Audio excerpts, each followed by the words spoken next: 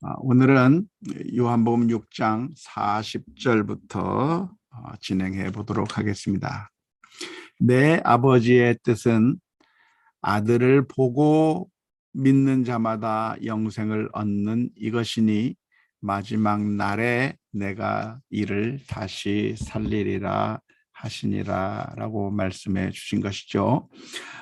내 아버지 즉 하나님을 의미하는데요. 하나님의 뜻이 무엇이냐? 하나님의 뜻은 아들을 믿는 자를 아들을 믿는 자에게 영생을 주는 것이고 영원한 생명을 얻게 하는 그것이 하나님의 뜻이다라고 말씀하고 있는 것이고요. 예수님께서 이 세상에 오신 목적은 바로 사람들을 살리기 위한 목적으로 오셨다고 하는 것입니다. 지난번에도 말씀드린 것처럼 예수님을 믿는다고 하는 것은 그래 나 믿어, 나 교회 다녀 그런 것을 믿는다고 말하는 것이 아니라 예수님을 나의 마음의 왕으로 모시는 겁니다. 주님의 뜻에 순종하고 주님의 말씀에 따라 순종하며 살아가는 그런 결단이 믿음인 것이지 그냥 계속 죄악을 저지르면서 하나님의 뜻과는 정반대의 삶을 살면서 내가 예수님을 믿는다고 말하는 것은 거짓말인 것이죠. 그것은 진짜가 아닙니다. 야고보서에서 그렇게 표현하고 있는 것과 마찬가지로 참된 믿음은 어떻게 나타나는가? 하나님 뜻에 순종하는 것으로 나타나는 것이고 예수님을 믿는다고 하는 것은 단순히 내가 예수님 믿는다, 나 교회 다닌다 하는 것이 믿는 것이 아니라 내 마음의 중심, 내 마음의 왕좌에 예수님을 모시고 그 주님의 말씀대로 순종하며 가는 그것이 믿는다고 하는 것을 우리가 다시 한번 기억하면 좋겠습니다. 마지막 날에 내가 이를 다시 살리리라 라고 말씀하고 계시는데요. 마지막 날은 그러므로 구원의 날이 되겠습니다. 모든 사람들에게는 개인적인 종말이 있고 그리고 우주적인 종말이 있을 텐데요.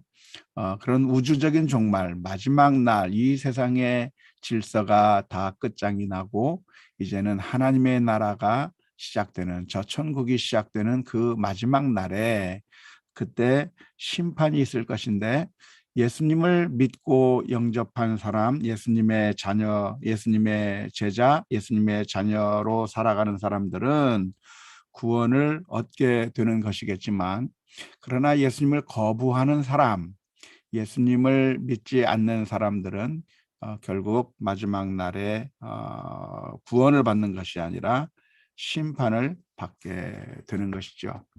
자, 그래서 우리가 한번 다시 생각해 봤으면 좋겠는데요. 마지막 날에 심판을 받는다고 한다면, 그래서 영원히 멸망을 받는다고 한다면 그 이유가 무엇일까요? 예수님을 믿지 않아서 심판을 받는 것입니까? 내가 하나님의 말씀대로 살지 않고 죄를 지어서 심판을 받는 것입니까? 많은 크리스천들이 이 점을 혼동하는 경우가 많이 있습니다. 예수님을 믿지 않았기 때문에 심판을 받는다라고 그렇게 생각하는 경우가 많죠. 물론 예수님을 믿지 않았기 때문에 멸망당하는 것입니다. 하지만 예수님을 비유하자면 예수님은 약과 같습니다. 약. 병이 들었다고 한다면 약을 복용해서 낫게 되는 것이죠. 그런데 병이 들었는데도 불구하고 약을 복용하지 않으면 병에서 나을 수가 없는 것이고 죽어버리는 겁니다. 죽는 병에 걸렸다면요.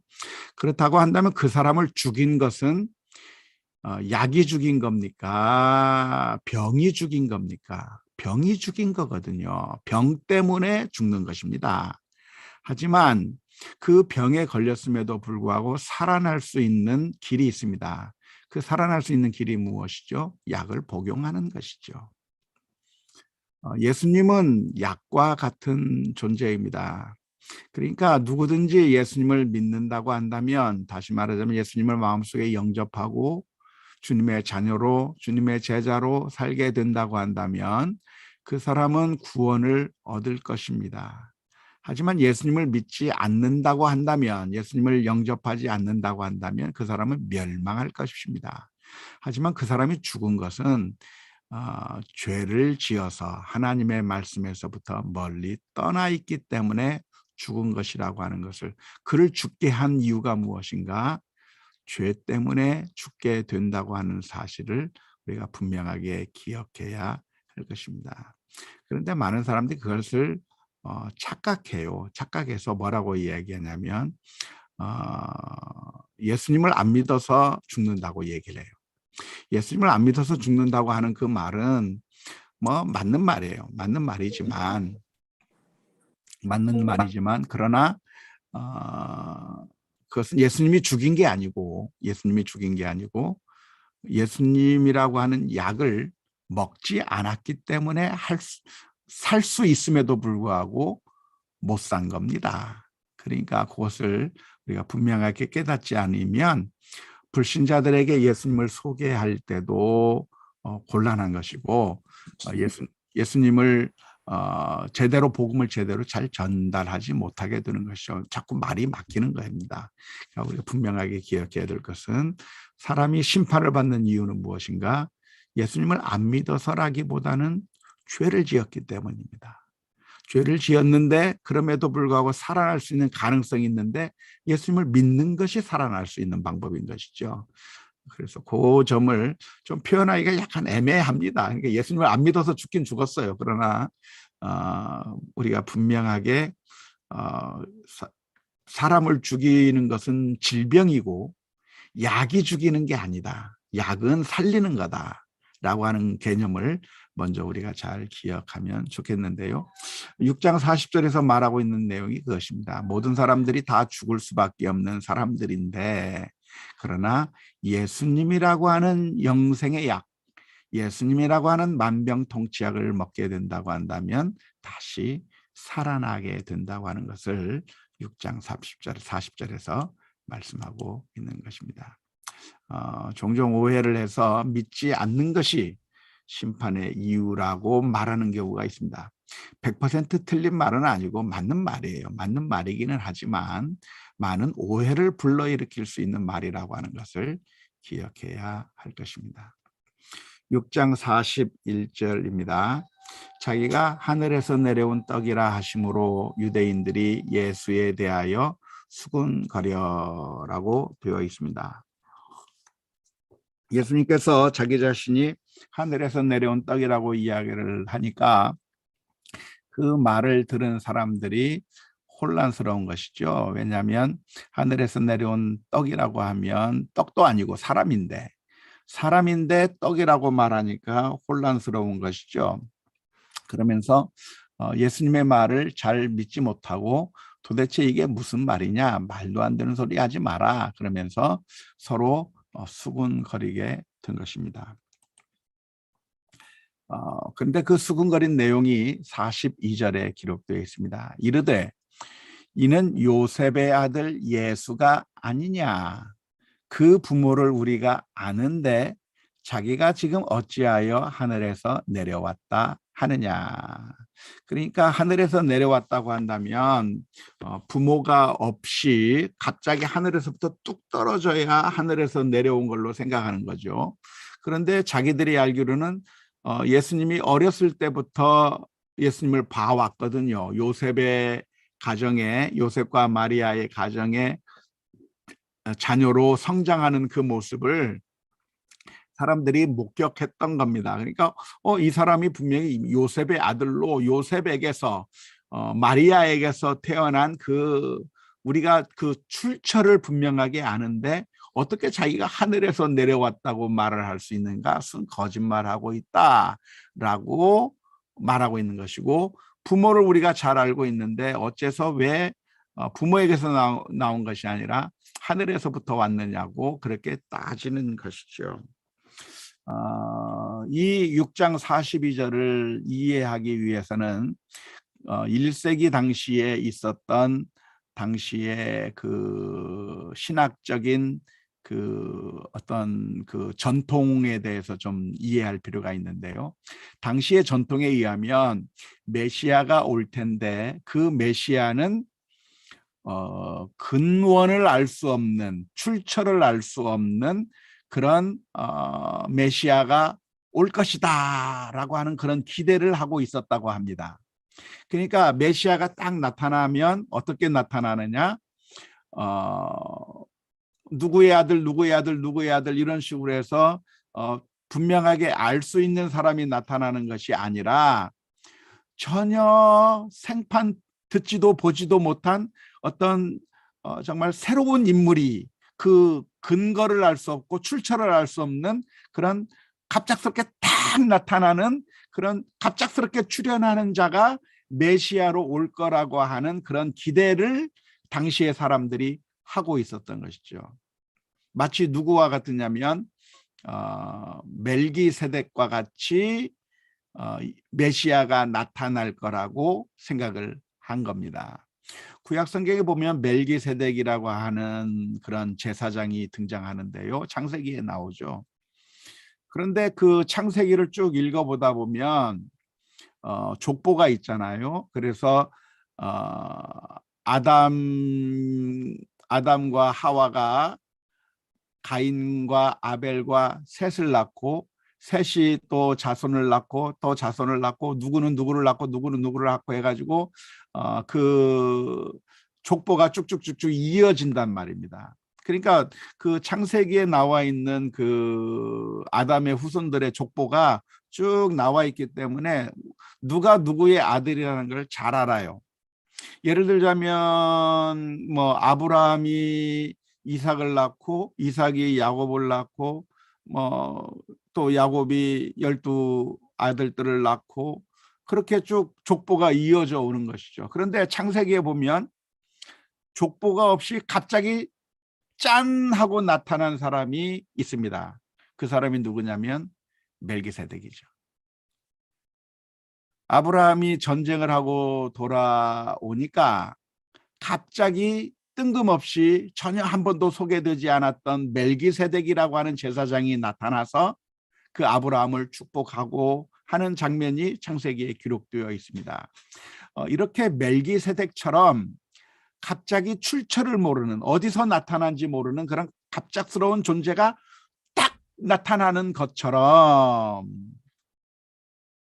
마지막 날에 메시아가 이 세상에 오게 될 텐데 그 메시아도 전혀 사람들이 알지 못하는 어떤 신비한 인물이 짠 하고 나타날 거라고 하는 그런 생각들이 당시 유대 사회에 만연하게 퍼져 있었던 겁니다. 그러니까 그 아버지가 누구다, 그 할아버지가 누구다라고 하는 것을 아는 사람은 메시아가 될 자격이 없는 거죠. 그런 생각에 의하면. 그러니까 유대인들이 보면 예수님이 누구냐? 예수님은 요셉의 집안 아들 아니야? 그 요셉의 아버지를 우리가 알고 있고 요셉의 할아버지가 누군가를 알고 있고 그렇게 족보를 다 잘 알고 있는, 그러니까 누구누구의 후손으로 나타난 예수님이 누구누구의 후손이라고 하는 것이 뻔히 다 드러나고 있는데 갑자기 짠 하고 나타난 게 아니잖아요. 그런데 마치 예수님은 그렇게 나타난 것이 아니라 그렇게 족보가 있는 그런 사람이니까 이 사람은 메시아일 수 없겠다고 하는 생각이 유대인들의 마음 가운데 많이 있었던 겁니다. 그래서 6장 42절에서 예수님이 메시아일 리가 없다고 이야기를 하는 거죠. 요셉의 아들이라고 우리가 알고 있고 그 부모를 우리가 분명히 알고 있기 때문에 예수님은 메시아일 수도 없고 하늘에서부터 내려왔을 리도 없다라고 확신하면서 말하고 있는 것이죠. 하지만 오히려 이 6장 42절의 말씀을 보면서 예수님이야말로 사람들이 어디서부터 오는지 모르는 바로 그 메시아라고 하는 사실이 드러나고 있습니다. 예수님이 어디서부터 왔죠? 예수님은 원래는 로고스이셨습니다. 태초에 로고스가 계시니라. 이 로고스가 하나님과 함께 계셨고 그 로고스가 곧 하나님이셨는데 그 로고스가 육신을 가지고 이 세상에 오셨다고 하는 것인데 그 로고스가 바로 누구냐면 예수님이거든요. 그러니까 예수님께서는 겉으로는 요셉과 마리아의 아들처럼 등장한 것처럼 보이지만 사실은 그렇게 예수님의 출처가 예수님이 어디서부터 왔는가에 대한 그 근원이 많은 사람들에게 숨겨져 있는 채로 등장하게 된 것이죠. 그러니까 사실은 이 6장 42절의 말씀은 예수님이 메시아일 리가 없다라고 이야기하고 있는 것인데 사실은 예수님이 당시 사람들이 전혀 예상치 못한 예수님이 어디서부터 오는지도 모르는 상태에서 등장한 메시아라고 하는 사실을 알려주는 그런 역설적인 표현이라고 할 수가 있겠습니다. 6장 43절 예수님께서 그렇게 사람들이 수군거리는 모습을 보면서 예수님께서 대답하여 이르시되 너희는 수군거리지 말라라고 말씀해 주셨습니다. 수군거리지 말라고 하는 말은 어떤 의미죠? 문자적으로 하면 떠들지 말라라고 하는 얘기잖아요. 그런데 이 수군거리지 말라, 서로 말하지 말라라고 하는 말은 말을 중단하라고 하는 이야기가 아니라 예수님이 하신 그 말씀을 의심하면서 못 믿겠다고 그런 식으로 반응하지 말라라고 하는 그런 의미가 되겠습니다. 수군거리지 말라고 했으니까 말을 안 하면 되는 것이 아니라 예수님의 말씀을 의심하면서 믿지 않고 거부하고 있는 그 사람들에게 하시는 말씀이니까 너희가 서로 수근거리지 말라고 하는 얘기는 말을 하지 말라는 얘기가 아니고 내 말을 듣고 의심하지 말라. 내 말을 의심하지 말고 다 잘 받아들여라 라고 하는 그런 의미에서 수근거리지 말라고 말씀하신 것이라고 볼 수가 있겠습니다. 6장 44절 나를 보내신 아버지께서 이끌지 아니하시면 아무도 내게 올 수 없으니 오는 그를 내가 마지막 날에 다시 살리리라 라고 말씀하셨습니다. 6장 44절에서도 하나님의 주권이 표현되고 있습니다. 온 세상을 통치하시는 분이 누구신가? 하나님이시죠. 그 하나님께서는 바로 예수님을 보내신 예수님의 아버지신데 그 하나님께서는 온 세상을 다 주관하고 계시기 때문에 그 하나님께서 이끌어 주셔야만 그 사람이 예수님께로 올 수가 있는 것이고 예수님께로 온다고 한다면 예수님께서 그를 마지막 날에 다시 살리시고 영생을 주게 될 것이다 라고 하는 것인데요. 6장 44절은 그러니까 하나님이 온 세상을 향한 절대적인 주권을 가지고 계셔서 인간의 생사화복을 주장하고 인간의 구원을 선택하시고 결정하시는 그 권한이 있다고 하는 사실을 6장 44절에서 표현하고 있는 것입니다. 물론 하나님께서 이끌어야 되겠지만 그 이야기는 우리 인간의 그 반응이나 그 인간의 그 결단이 필요 없다고 하는 얘기가 아닙니다. 인간 편에서 보면 내가 영접하는 결단을 해야 되고 내가 주님을 받아들여야 되고 그런 나 스스로의 결단과 그리고 주님을 받아들이는 일들이 있어야 된다고 하는 것은 잊지 아니하셨으면 좋겠습니다. 종종 이 하나님의 주권과 인간의 자유의지 사이에서 어느 하나만 강조하면서 다른 하나를 무시하는 경우가 있는데요. 그렇게 하시면 안 됩니다.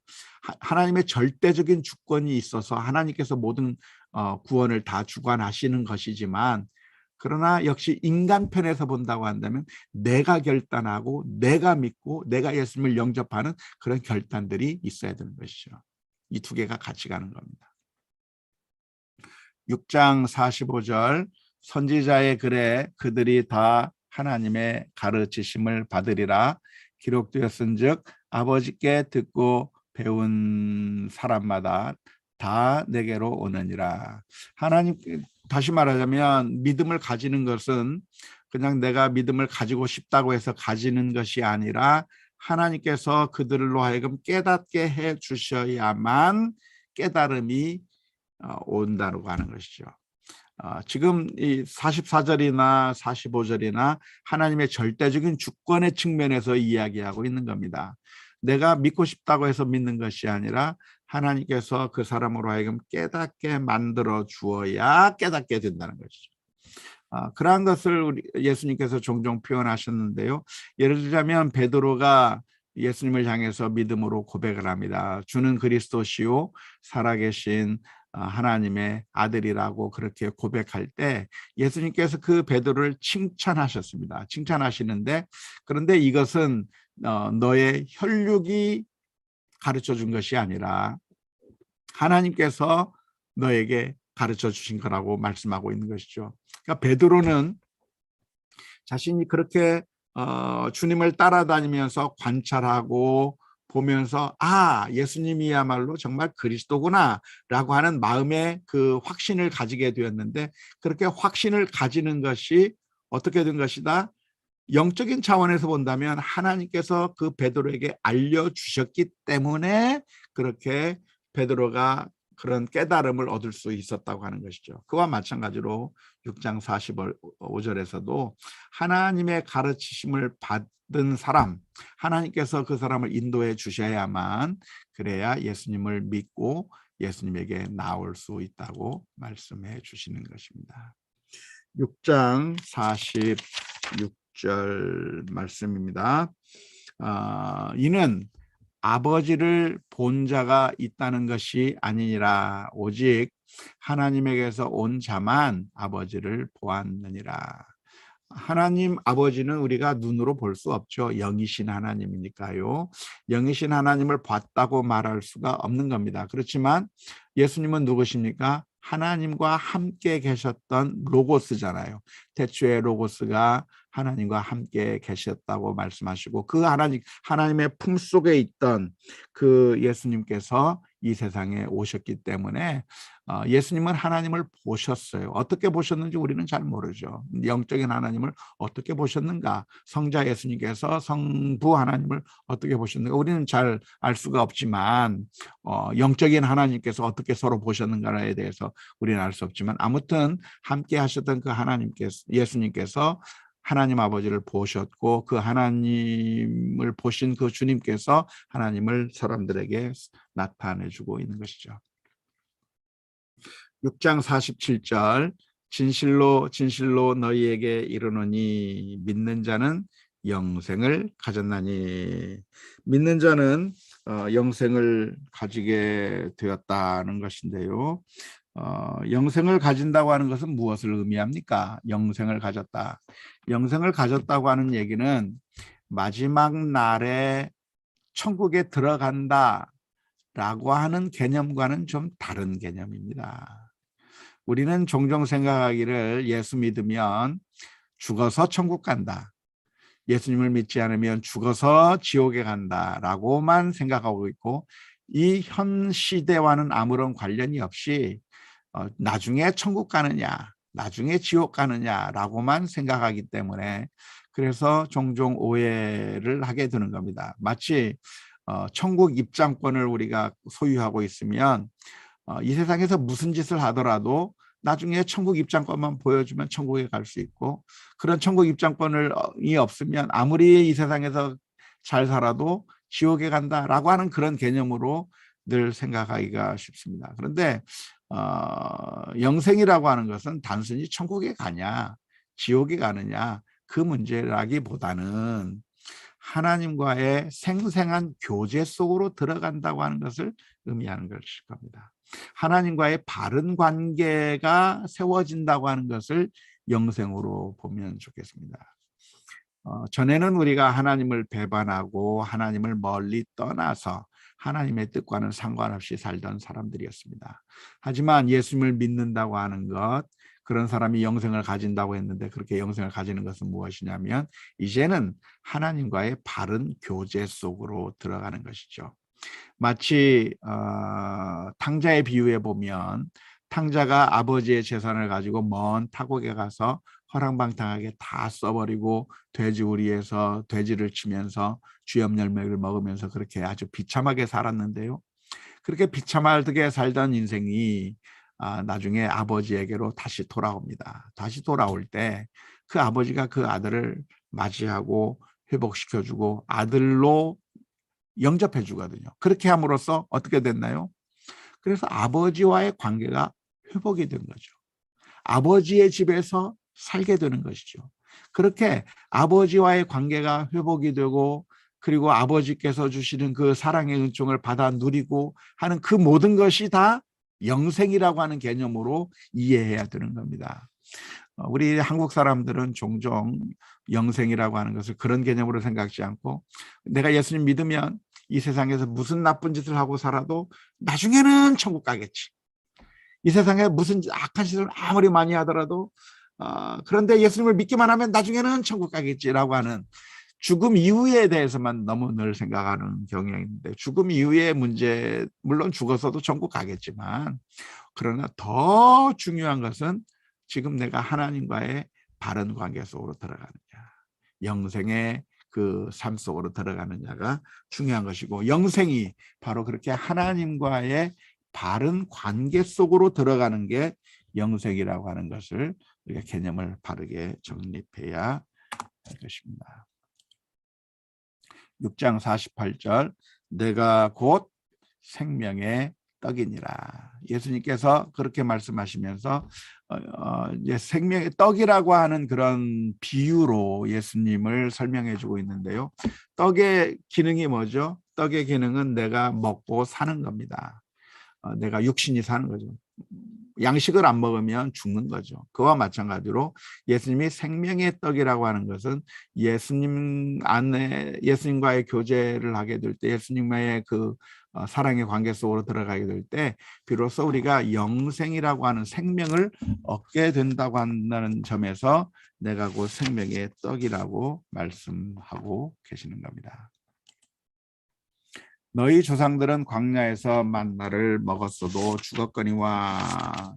그러면서 예수님께서는 그 옛날 이스라엘 민족들이 광야에서 먹었던 그 만나와 대비시키는 것이죠. 만나와 예수님이신 생명의 떡과의 유사점과 차이점이 있는데요. 모두가 다 하나님께서 주신 것이라고 하는 점에서는 유사점이 있는 것이고 살리는 것이라고 하는 점에서는 유사점이 있는 것이죠. 하지만 광야에서 먹었던 떡은 일시적인 것이죠. 그래서 먹고 잠시 살지만 죽는 겁니다. 결국은 죽을 수밖에 없는 것이죠. 하지만 예수님은 어떤 분인가? 예수님을 먹으면 여기서 먹는다고 하는 것은 비유적인 표현인데 예수님을 믿는다고 하는 것이고 예수님을 받아들인다고 하는 것이고 하나님과의 생생한 관계 속으로 들어간다고 하는 것이고 그런 것인데 그렇게 되면 우리가 영원히 살 것이다. 영원히 산다고 하는 얘기는 우리의 목숨이 안 끊어진다고 하는 이야기가 아니에요. 크리스천이 되면 안 죽는 게 아니죠. 죽죠. 크리스천이어도 죽는 겁니다. 하지만 여기서 말하는 영생이라고 하는 것은 하나님과의 생생한 관계 속으로 들어가는 것이니까 그 관계가 끊어지지 않고 계속 유지된다고 하는 그런 의미가 될 것입니다.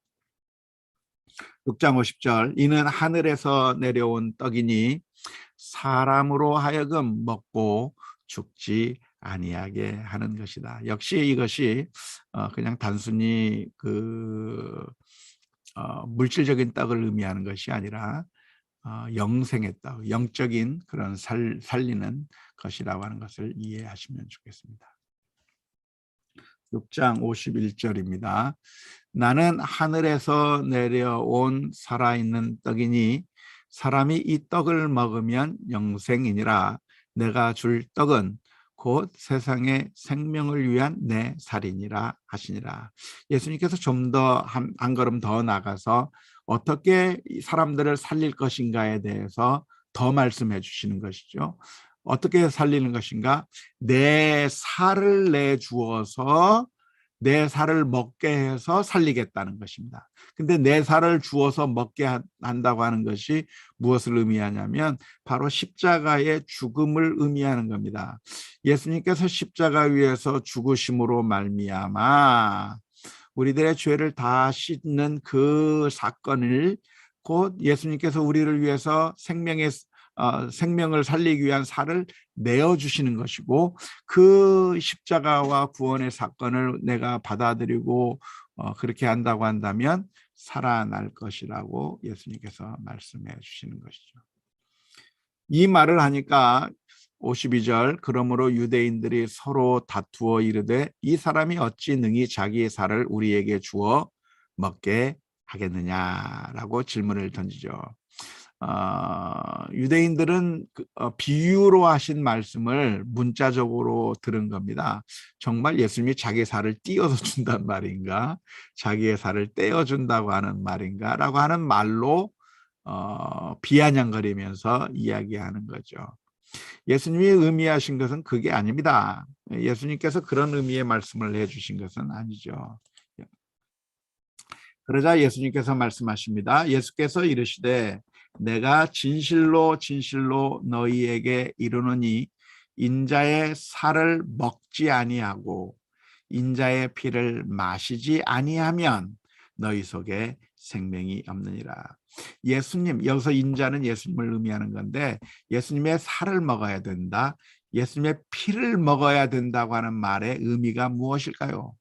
그것은 예수님을 믿는 거죠.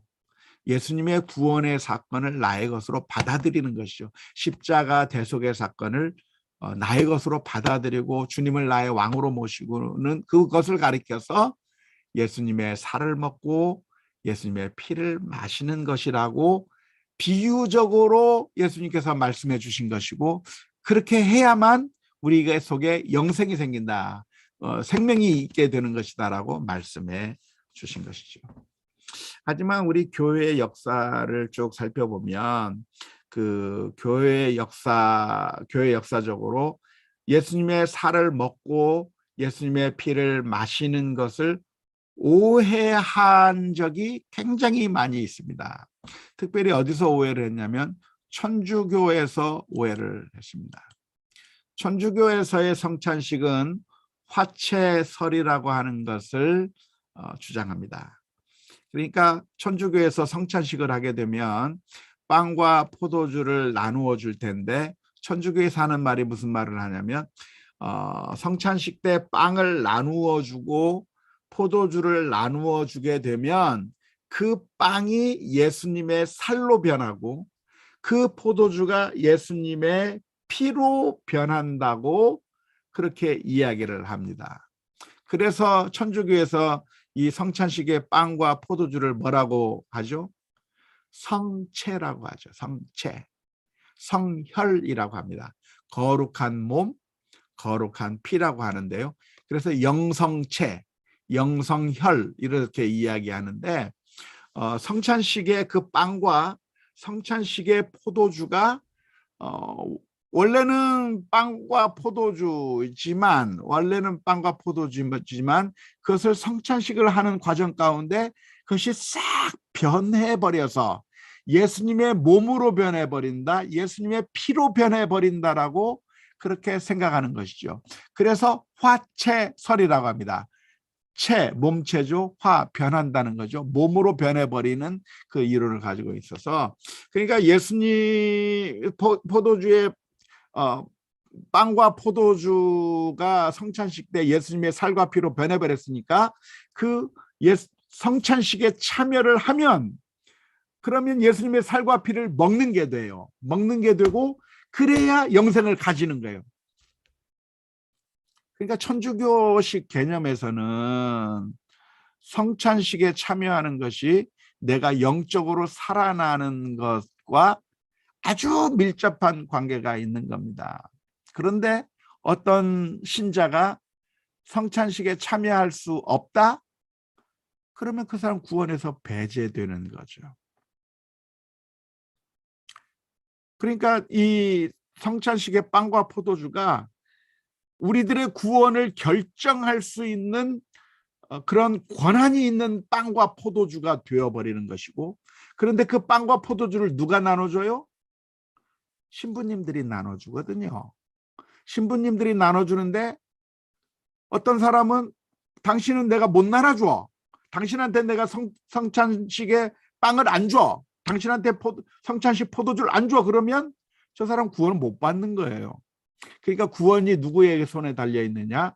신부의 손에 달려 있게 되는 그런 결과를 가져오게 되는 것이죠. 그래서 천주교 쪽에서 수찬정지라고 하는 것은 구원을 못 받게 만드는 그런 엄청난 결과를 가져오게 되는 것이죠. 하지만 이런 식의 이해는 예수님의 말씀을 아주 크게 오해한 것이라고 할 수가 있겠습니다. 성찬식의 빵과 포도주가 예수님의 몸과 피로 변하는 것이 아니에요.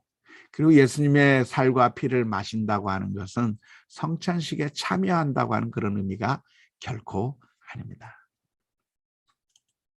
화채설에 반해서 종교개혁자들은 기념설을 주장하기도 했고 영적 임재설을 주장하기도 했는데요.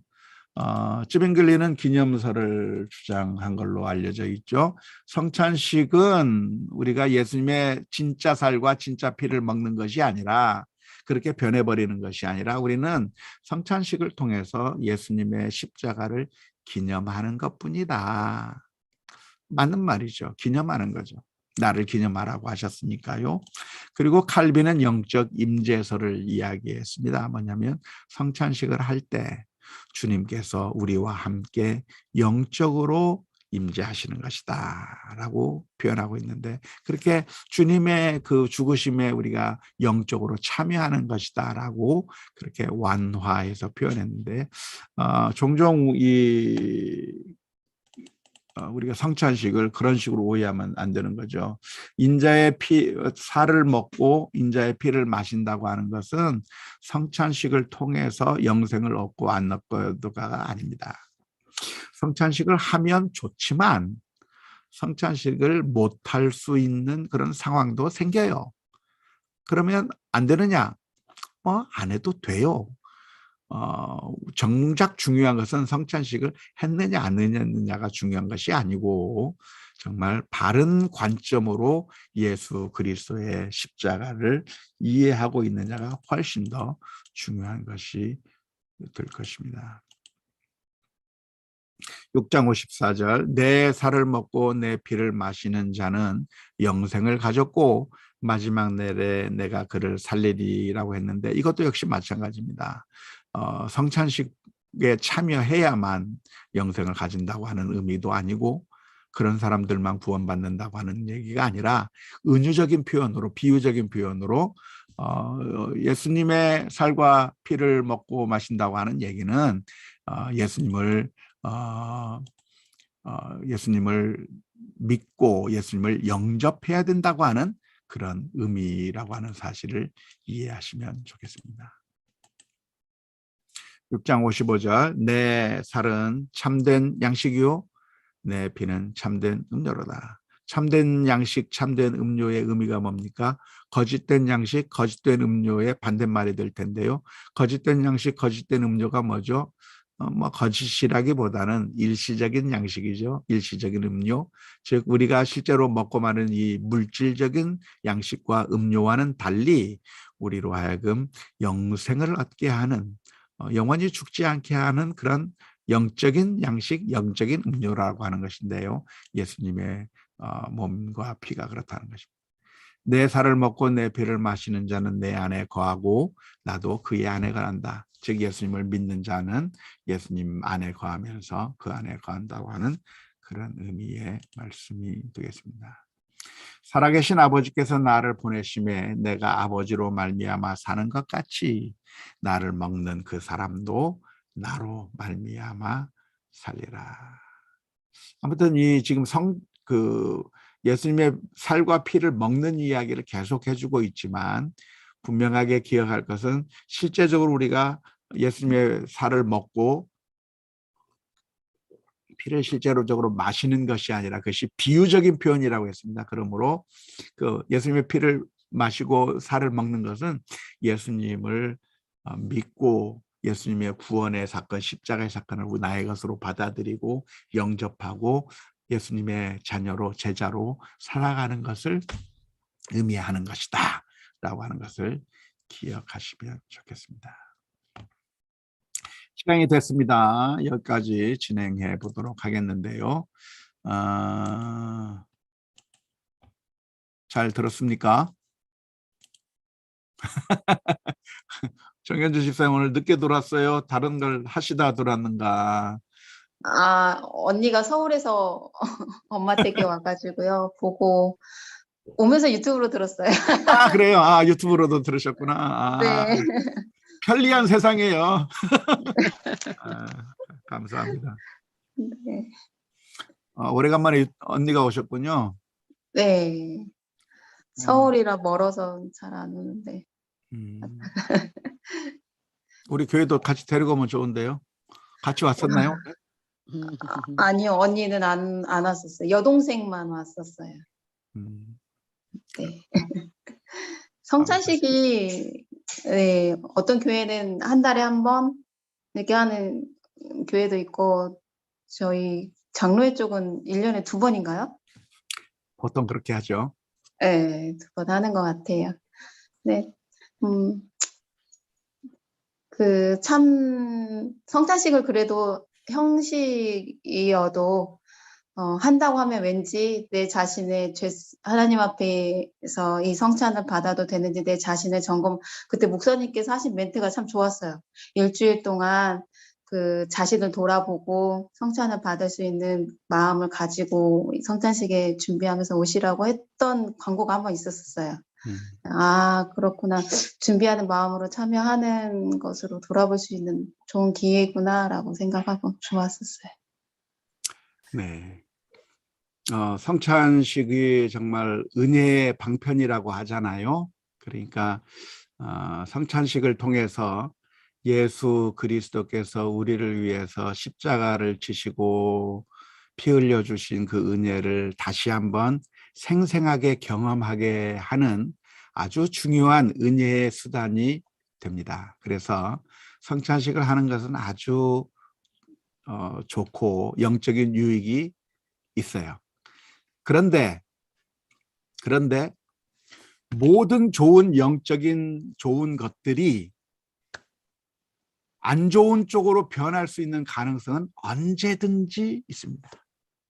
마치 바리새인들이 금식하고 구제하고 또 기도했던 그 영적인 일들이 사실은 그들에게 유익한 것이 아니라 결국 교만의 재료가 되어버리고 아무런 그들에게 영적인 유익이 전혀 없는 것으로 변해버린 것처럼 성찬식도 역시 그렇게 될 위험이 언제든지 있어요. 그러니까 우리 교회에서 하는 그 모든 것들, 아니 이 세상에서 우리가 하는 그 모든 것들은 다 아무리 좋은 것도 다 나쁜 것으로, 의미 없는 것으로 바뀔 수 있는 그 위험 요소들을 항상 가지고 있는 것이죠. 그래서 그러한 것들을 우리가 정말 조심해야 되는 것이고요.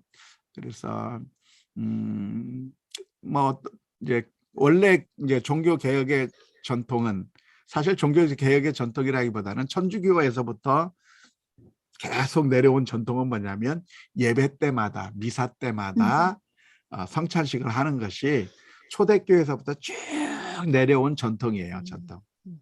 근데 종교 개혁을 지나고 또 이제 현대로 계속 들어오면서 그 성찬식이 하나의 습관처럼 또는 미신적인 것처럼 아무런 그냥 늘 해치워 버리는 하나의 그 일이 돼버리고 정말 영적인 유익이 없어져 버리는 그런 모습으로 변해버린 게 된 거죠. 그래서 그럼 어떻게 하는 것이 좋을까? 그래서 오히려 성찬식을 매주 하는 것보다는 우리가 가끔씩 하는 것이 더 나을까? 아니면 한 달에 한 번씩 하는 것이 나을까? 그런 것들은 고민해 가면서 각자의 교회 형편에 맞게 그런 것들을 시행할 수 있을 것 같아요. 예수님의 보혈을 묵상하는 찬양도 참 좋고요. 이렇게 예수님의 보혈을 묵상하는 성찬식도 우리가 준비되고 마음으로 나간다면 좋은 것 같아요. 네. 어떤 경우는 이제 일상화 되어 버리면 감동이 떨어질 수도 있잖아요. 맞아요. 어머니의 사랑이 늘 있으니까 뭐 엄마의 사랑 별로 없는 것처럼 그렇게 자녀들이 생각하는 경우가 많이 있듯이 고민이 많습니다.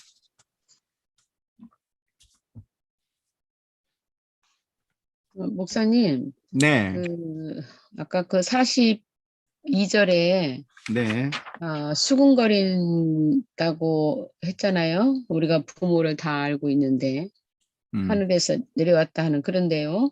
음, 근데 이제 목사님 말씀하실 때 1세기 그 당시에는 신학적인 전통에 의해서 메시아는 근원을 알 수 없는 메시아가 올 것이라고 기대했다고 이렇게 말씀하셨는데 이 신학적인 전통이라는 게 어떻게 보면 율법적인 그런 내용이지 않을까.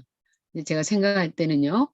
음, 그러면은 우리가 율법의 구약에서 예수님에 대한 그러한 것들이 많이 예언되어 있잖아요. 음. 네. 그래서 그거하고는 좀 어떻게 좀 다른가요? 여기서 신학적인 그런 전통이라는 뜻이요?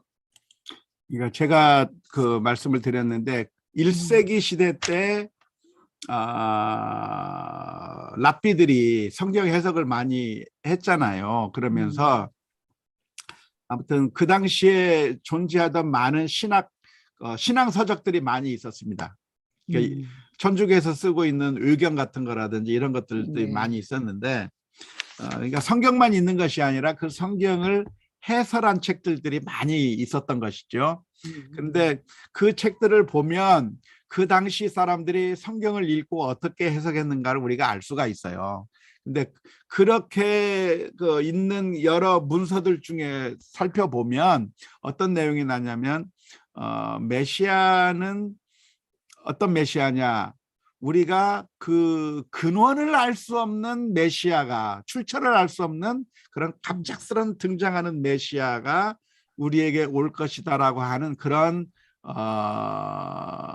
이론들이 하나의 그 당시 유대교의 흐름 가운데 있었던 것이죠.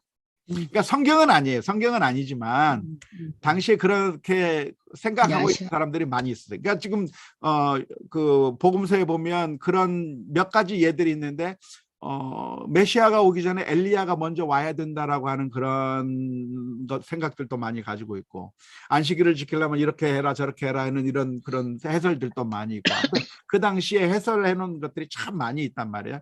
그 많은 그 해설 중에 하나가 어떤 내용이 있냐면 메시아는 정말 우리가 그 근원을 알 수 없는 멜기세덱처럼 짠 하고 나타나는 그런 메시아가 올 거라고 하는 기대가 그 초대교회 성도들 사이에 그 유대교 사회에 많이 있었다 이 말이죠. 네. 그러면서 그들이 생각하기를 예수님은 우리가 다 엄마 아빠 다 안다. 그러니까 이 사람은 절대 메시아일 리가 없다라고 확신을 내리고 있었던 거죠. 하지만 알고 있는 것이 아니라 몰랐어요. 그 로고스였다고 하는 걸 모르는. 네, 알겠습니다. 그리고 지금 성만찬에 대해서 이야기가 계속 나왔잖아요. 네. 굉장히 은혜스러운데요. 이제 보면은 정말 저희의 그 복음의 핵심이 바로 예수님의 죽음, 부활 이런 사건이기 때문에 예수님께서 죽으시고 예수님의 그 흘리신 그 피라든지 살 이런 것들을 생각하면서 어떤 교회적으로 아니고 개인적으로 그냥 그렇게 뭐 포도주도 마시고 예를 들어서 떡도 이렇게 하면서 예수님을 기념하는 그런 것들은 어떤가요? 뭐 가능할 수 있겠죠. 그러니까 늘 우리가 무엇을 대하든지 간에 어떤 것을 하든지 간에 주님께서 나를 위해서 희생해 주신 그 살과 피를 기억하는 그런 것들을 할 수 있다고 한다면 도움이 될 수 있겠죠. 네. 괜찮을까요? 음. 네, 알겠습니다. 포도주를 좀 그래서 많이 마시려고요.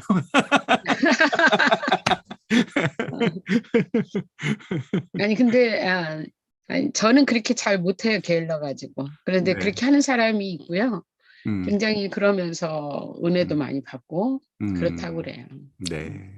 근데 그럴 수 있어요. 그럴 수 있고 이제 언제든지 모든 좋은 것은 한 번 하면 좋은 것이 항상 그 좋음을 유지하는 것이 아니고 늘 사탄은 우리의 가장 좋은 것들을 변화시켜서 영적인 교만으로 뒤집어 버리고 또 다른 사람을 향한 무시로 나타나게 만들기도 하고 아니면 둔감하게 만들기 자꾸 해서 둔감하게 만들기도 하고 아무튼 모든 좋은 것들을 다 악한 쪽으로 변화시키는 그 능력이 사탄에게 있기 때문에 항상 조심하면서 해야 되는 거죠. 네. 그러니까 그 목사님의 민감함에 대해서 자주 말씀을 해주시니까 이제 그런 쪽으로 많이 생각이 들어요. 혹시 이제 이런 것들이 잘못하면 교만해질 수 있고 또 남을 비판할 수 있고 그런 거에 대해서 많이 생각하다 보니까 음, 또 너무 또 그쪽에다 치우치다 보면 음, 사탄은 또 그거를 이용해 가지고 그래 너 자꾸 이제 어, 오히려 이제 오히려 그 풍성함보다도 자꾸 이렇게 비난하고 비관 쪽으로 될 수도 있지 않나. 네. 그러니까 또 사탄은 또 그렇게도 노리지 않을까 이런 생각도 들거든요. 네. 그래서 매 순간순간마다 회개하고 내가 그 교만한 마음을 품었구나 하고 십자가 앞에 다시 나가야 되고 날마다 자기 자신을 쳐서 복종시켜야 되는 훈련을 해야 되는 이유가 바로 거기에 있는 것이죠. 뭐 우리가 완벽할 수 있다고 한다면 예수님께서 오실 이유가 없는 거죠. 감사합니다. 다른 분들은 뭐 하실 얘기 없습니까? 우리 좀 좋아 보인다든지. 좋습니다. 예, 한번 기도합시다. 하나님 아버지 은혜를 감사합니다. 또 이렇게 성경 공부를 통하여 하나님의 말씀을 살펴볼 수 있게 하시니 감사합니다. 늘 주님과 동행하게 해주시고 주님의 살과 피를 늘 먹고 마시며 늘 감격 가운데 기쁨 가운데 믿음으로 살아갈 수 있는 힘과 용기를 허락하여 주옵소서. 주의 은혜 감사하며 예수 그리스도의 이름으로 기도하옵나이다. 아멘. 수고하셨습니다.